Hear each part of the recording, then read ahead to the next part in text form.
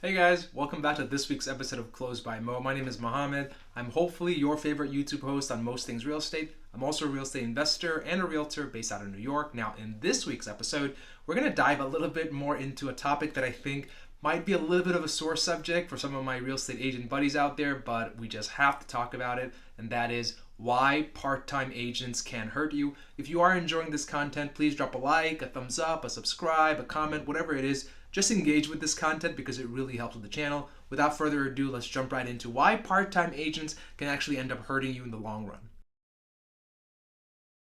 Now, before I go into the reasons why a part-time agent can end up hurting a client, whether they're buying or selling, I want to paint a picture for you. Let's say you're working a full-time job. You have different deadlines throughout the day, you have different meetings throughout the day, and you have coworkers you need to interact with and conversate with. Now, on top of all of that, let's add the non-stop phone checking that you have to do in real estate, all the random phone calls that you're going to get day in, day out, and the fact that now you have to suddenly leave the office to go show a property because otherwise your buyer just isn't available.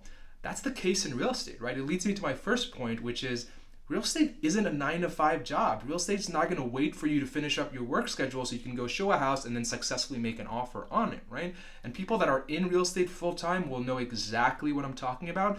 How many times have we gotten a phone call in the middle of the night or early in the morning from a client that had a random question that they absolutely needed to get answered before they went into work or before someone else went and saw the property before them and made an attractive offer, right? It happens, and it's actually very common. That's why it's difficult to work with a part-time agent that might have restrictions on when they're available to focus on real estate. Now, the second point in terms of why a part-time agent can end up hurting a buyer or a seller is just the slower reaction time, which ties into the first point about not being a 9 to 5. Now, if a new listing comes on the market at 12 o'clock on a Wednesday, you want to be able to work with someone that can get you in at that same day or maybe even within the same few hours that the property is listed, because if you love that house and you think it matches all your criteria and you're strongly qualified and strongly motivated, guess what? There's about 10 other people that are in the absolute same boat, and they're working with someone that wants to be able to get their client's foot in the door to put their best foot forward. And if you're working with someone that's doing it part-time, you're sort of at the whim of their schedule, and they're at the whim of the schedule of their main livelihood, which leads me to my third and final point.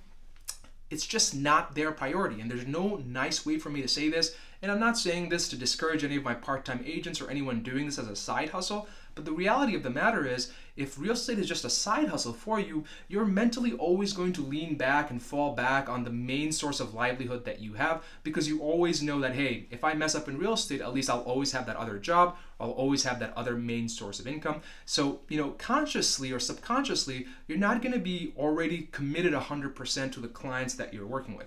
Does it happen that part-time agents are also successful? Absolutely, but in my case as a full-time investor and an agent in real estate, I've always had the best experience working with other agents that are also full-time, because when I've worked with part-time agents, trying to get them on the phone is very difficult, and trying to get a timely response is even harder. So if you feel strongly about this video, guys, please let me know in the comment section below. I had a lot of fun making this. I hope you enjoyed watching it. I'll see you guys next week. Bye-bye.